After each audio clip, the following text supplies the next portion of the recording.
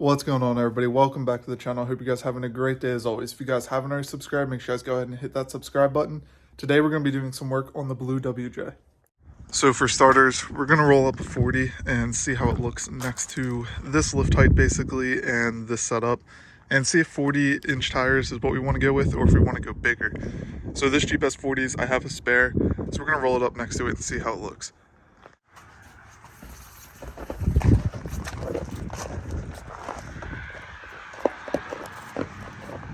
So here's a 40 next to the Jeep.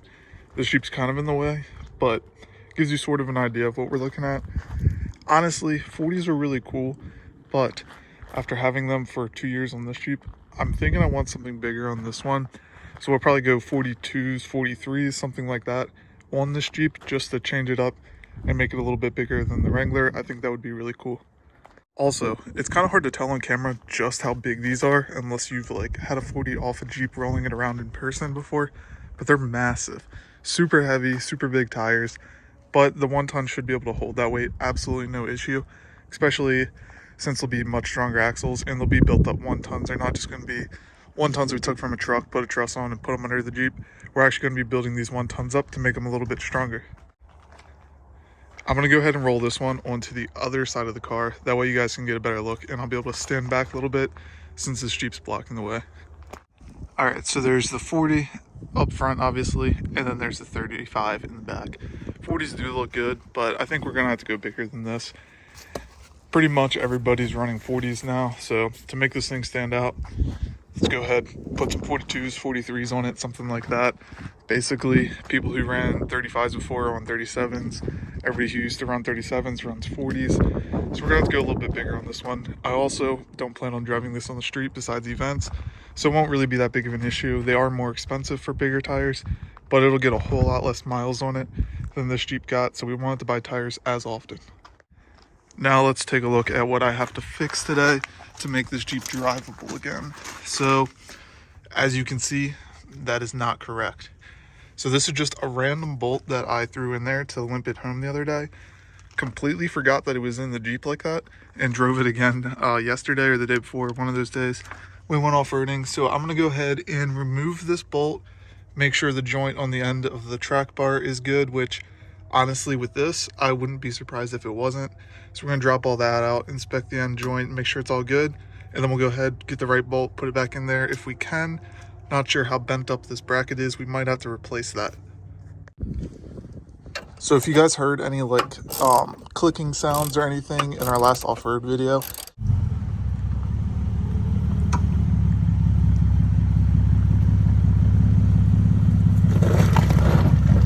it would be probably this, because this bolt does not even fill in the whole hole, so it can like sit there and rattle around. The Jeep got death wobble pretty bad.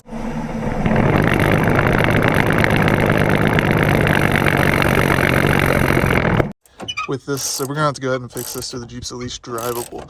We had to drive it like 10 minutes to go off-roading, and we barely made it there with how many times we got death wobble.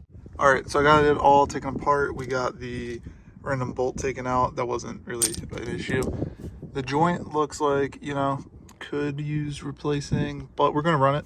I don't know, I just woke up from a little nap. It's a little dark, but you guys silly? I'm still gonna send it. And use that, because I think we're going to have to change this out anyway when we go to 1 tons.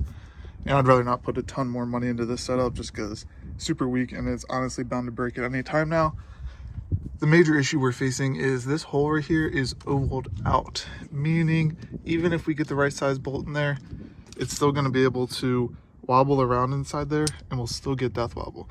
It also looks like we bent our sway bar mount. We don't have sway bars, so I'm not too concerned about that. I haven't had sway bars on the Jeep since we lifted it. This one's perfectly straight. This one is not straight at all. It's a little bit like twisted. So I think we did kind of bend up this whole piece right here. So we have an easier idea. This is the correct bolt here for that. I'm gonna find another washer that is the same size with really no room for the bolt to wiggle around inside of it. Then we'll just weld the washer on the end, and that should do a good enough job of holding this still that we won't have an issue. So let's see if I can find a washer here and I don't have to go to the store. All right, so I got a bolt that basically a washer that basically fits perfectly. So we're gonna go ahead and weld this to the front of that bracket. But first, I'm going to go ahead and try to straighten that as good as I can, so that way this lines up with the hole in the back. And then we'll go ahead and just weld this on, which shouldn't be too bad. Have to clean up the surface and then just weld this on. And that should honestly fix our issue with the track bar. The joint still looks fairly good. I mean, honestly, if I wanted to replace it, I probably could. But I think it should last until we get these axles squared away.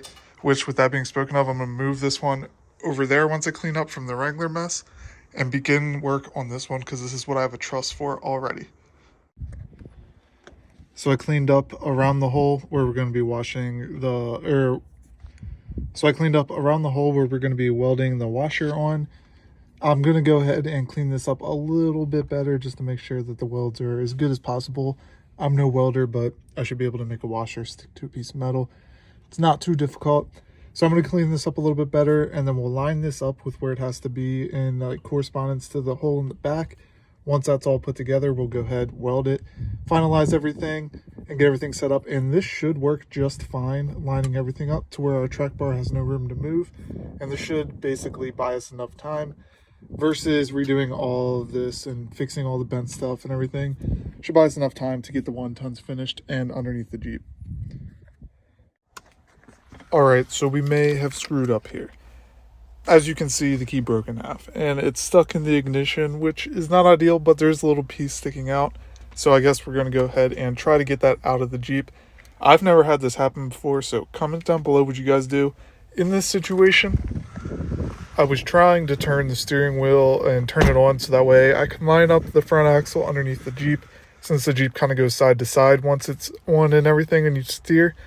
But that didn't work. We did get the washer welded on and the bolt fits through perfectly. Once I'm able to turn the car on and turn the steering wheel, we should be all good to go here. I've never had this happen before, so I'm not sure what to do here. I guess I'll have to get a new key made. I don't think I can repair this one.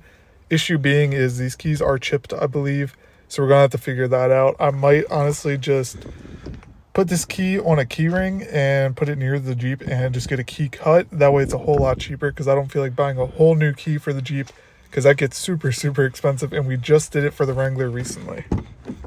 The good part is that where it broke, it did leave all of the cuts in there, so we do have like a template to go off of basically, so that should save us quite a bit of time and some money in the long run.